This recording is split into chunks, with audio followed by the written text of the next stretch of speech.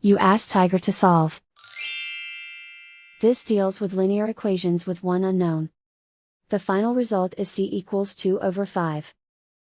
Let's solve it step by step. Group all constants on the right side of the equation. Add 2 to both sides. Simplify the arithmetic.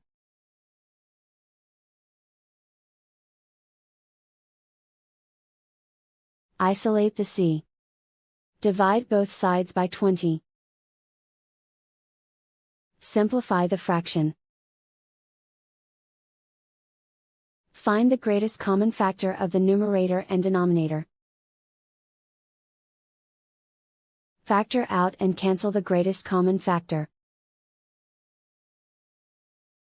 And so the final result is c equals 2 over 5.